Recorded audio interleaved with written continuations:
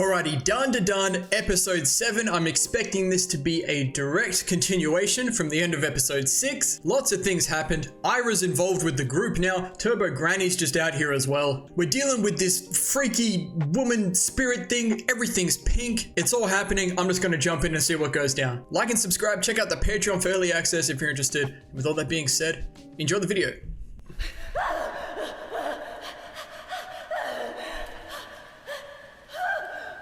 These are crazy sound effects to be opening with. I like this POV shot though. I feel like this is the spirit, no? Ooh, I like that. We're into phase 2.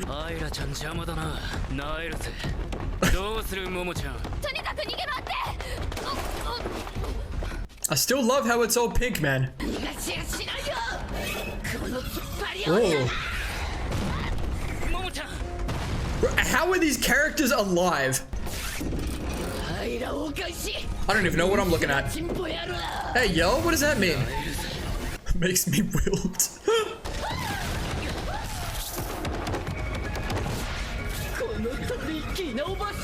Oh, she is moving. Something about warehouse fights that they're just fun. And I enjoy extended sequences with Okurin transformed. Oh, she on point. It might be over.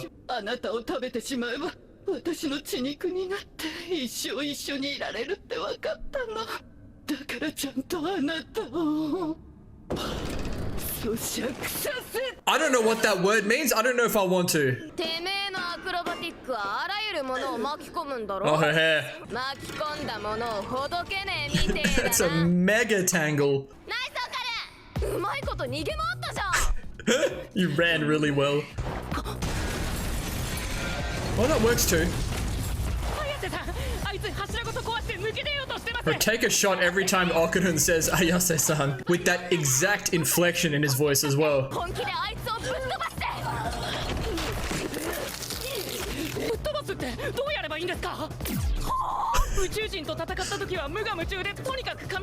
look at Momo.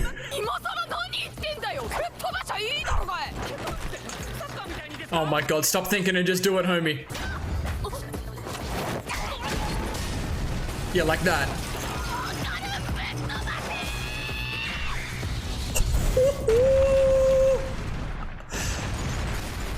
And the color goes away. That was fantastic. I need to know if he headbutt her, because that's a Tanjiro move, and this is Tanjiro's voice actor. You feel me?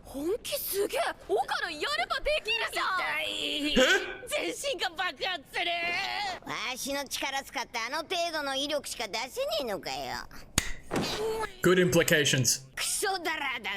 Why? Why say that?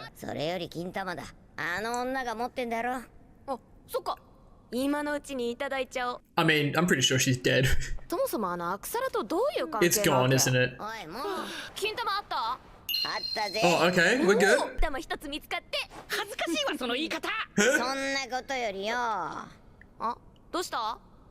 Wait. She's actually dead. No, there's no shot though. What spirit are we possessing her with to bring her back? I was joking, man, because these characters get thrown around like ragdolls. Hold on now, let's talk. To a kinder world. See how the characters deal with this, because this is pretty serious. Okay. Well, Momo and Okurin aren't normal. Cardiac massage. Oh wow.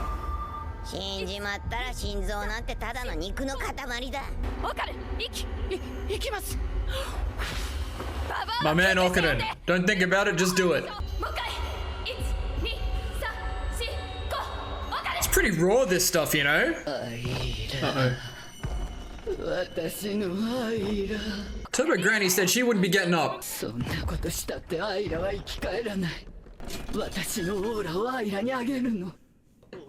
Oh, sparkle. I can hear the genuine tone in her voice.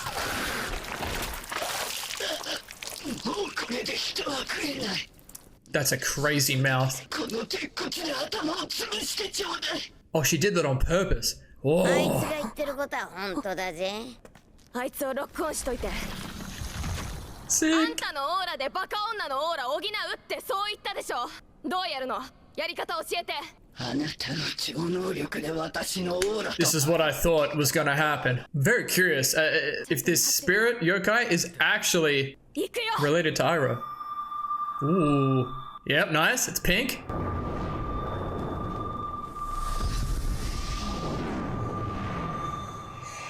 We do a little connecting. Now, what does this mean for Ira? Okay. I've got a feeling this is the woman, no, the spirit. Now, this might connect to the opening scene of this episode. Spending a lot of time here. This is gonna be good. It's the red dress.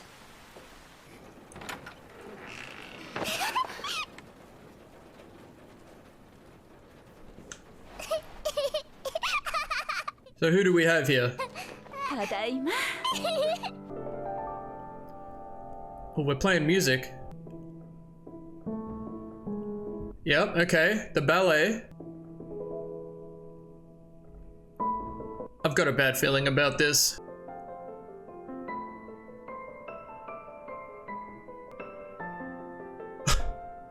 I don't know how I'm meant to feel right now. I've been transported to several instances in Jujutsu Kaisen that didn't end well. Oh, this is a tone shift. It's like this woman is like working her ass off just for her daughter.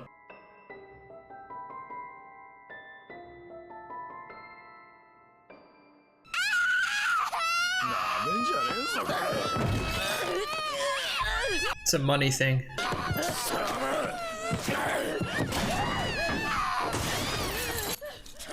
Oh.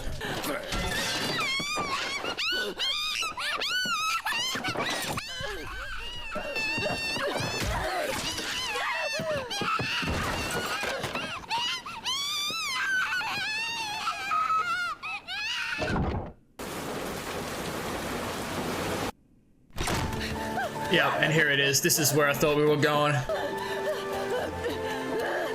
Again, I really enjoyed the point of view shots here.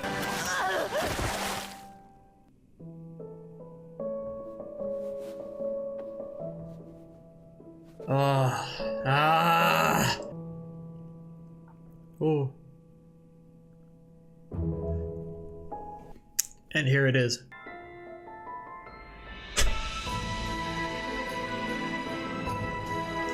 I'm sorry, what show are we watching? She's having her Nanami dance, man.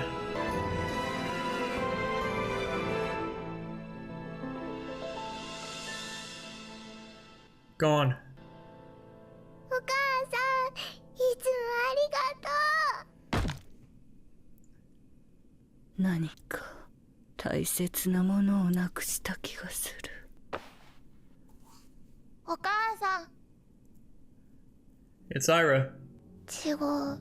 アイラ、お母さんがいたと思ったの。いるわけないだろ、こんなところに。お父さん、お母さんどこ行ったの？ Oh. 遠いところに行っちゃったんだよ。いつ帰ってくるの？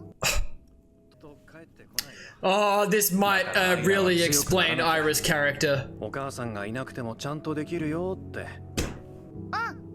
アイラはちゃんと自慢で And きる now 子 she's に gonna なる。 have this spirit of this mother in her. 私の子はどこ？ She's been chasing Ira this whole time. アイラ。そうか。思い出した。私はアイラの。 Nah, oh, that's kind of tragic. 私が。生き返った。やめて。 Oh, did Momo experience all of that? あなたを守るって誓ったのに、私はあなたを傷つけてしまった。あいつどんどん崩れてるけどどうなっちゃうの？言ったろ、オーラは電池だ。なくなれば死ぬさ。しかもこいつは未練を残したままだ。成仏はできねえ Well, な。 can we fix this? こいつはどの世界にも存在しなかったことになる。そんなのってないよ。辛すぎるじゃんかよ。なんかないの？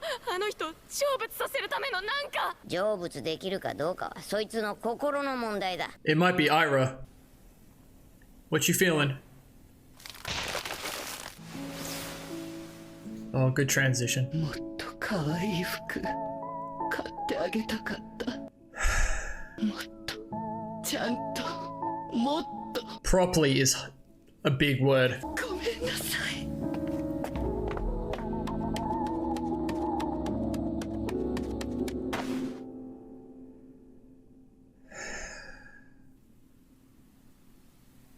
お母さ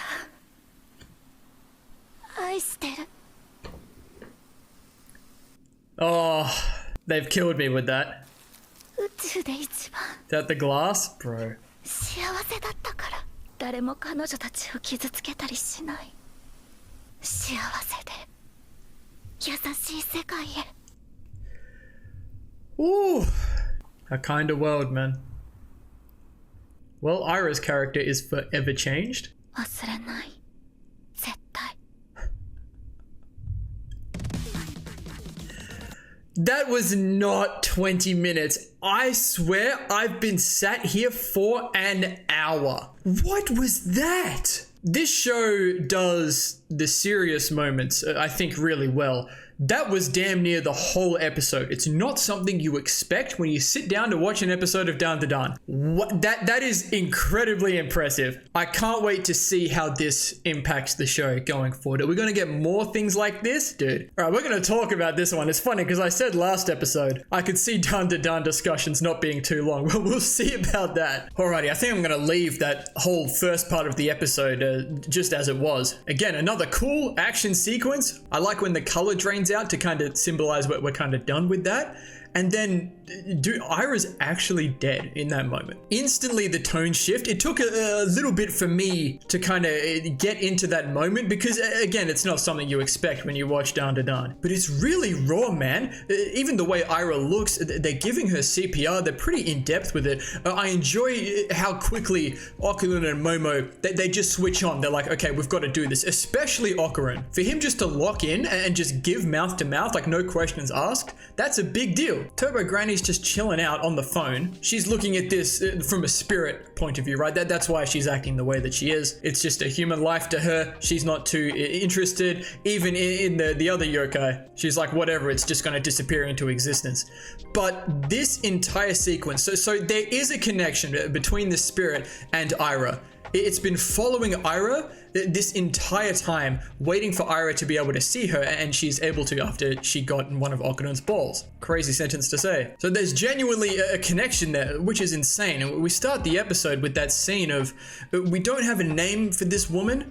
I feel like I need to give her a name. Excuse the emotions coming out just then. So I guess through the crab, right, episode 4, and Turbo Granny a little bit, where we kind of hinted at, you know, all of those girls that met very unfortunate ends, all their spirits. But here we've gone incredibly in depth with the spirit and how it came to be. It really reminds me of like the origin of curses, cursed spirits in Jujutsu Kaisen. I was getting a lot of Jujutsu Kaisen from this episode, which I'll talk about in a bit. But it's just wild to see this woman going through life. She's clearly struggling, and the one light in her life is her daughter. I love how they build that up as soon as we start the flashback. It seems like a very mundane, unfulfilling struggle for this woman, and the second her daughter comes into the picture, everything changed. Everything she's doing is for her daughter, teaching her ballet, buying the dress for her, just all of that. It just seemed like for this woman, every moment she spent with her daughter was just her reason for living. And there was some emphasis on, you know, I guess this money. It seemed like these people have eventually pulled up to not just potentially like collect the debt that was owed to them or whatever. It seemed like they took some money,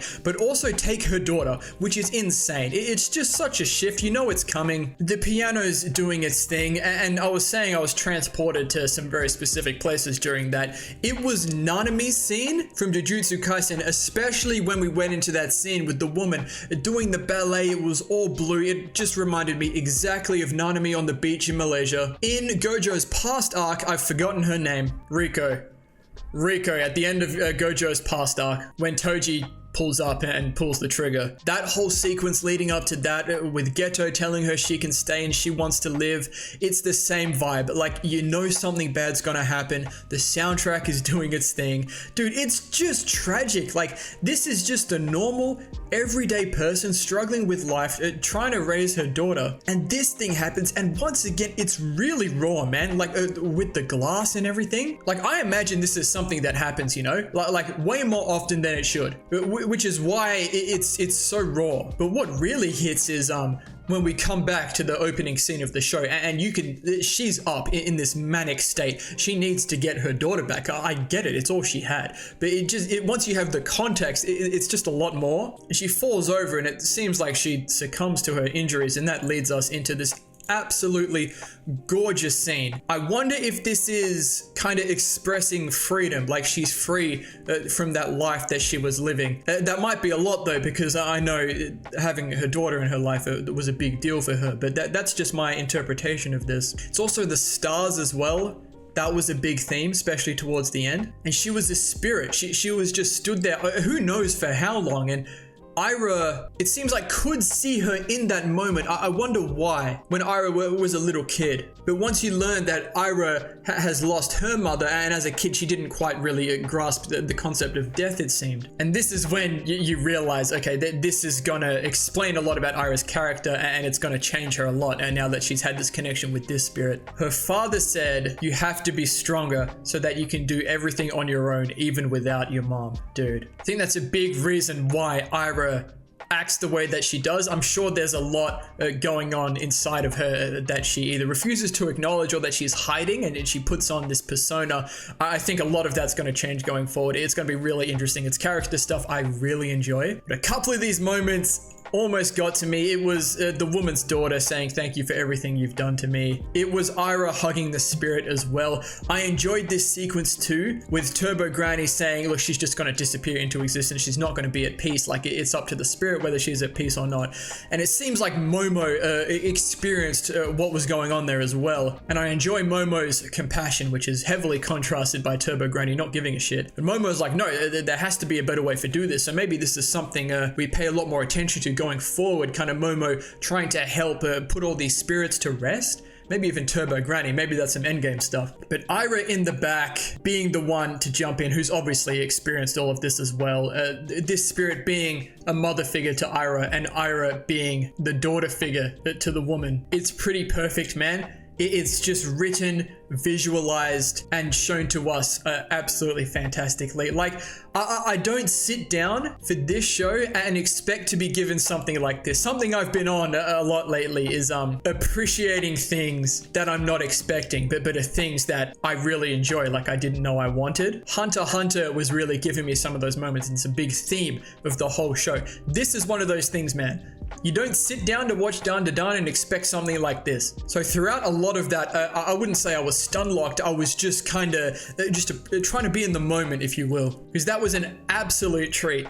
Look, I fully expect this show to go back to its traditional nature, but if they continue to do stuff like this and balance the incredibly different tones that they're showing in this kind of way, the rest of this season is going to be a treat. The rest of the show is going to be a treat. This was just a great experience. The whole show is different now. You can't look at the show the same way. The characters are going to be different. I can really see, especially Momo, bonding with Aira through this. And I really want to know what this means to Aira. Like, she can see spirits. I don't know if that will stay true if she doesn't continue to have possession of one of the balls. But now that she's got the aura of this spirit, we'll see what happens with Aira, man. It's going to be really interesting. And it's got me excited to see what they do with the blonde haired dude as well. All right, I think that's gonna do it for this one. This was a great experience. I'm looking forward to see what they hit me with in the rest of this season. My entire expectations have just completely changed. So thank you all so much for watching. If you enjoyed, please leave a like and subscribe to the channel if you want to see more. And as always, please continue to leave your comments and feedback down below. You know I always appreciate it. And we'll see you all in the next episode of Dan to Dan.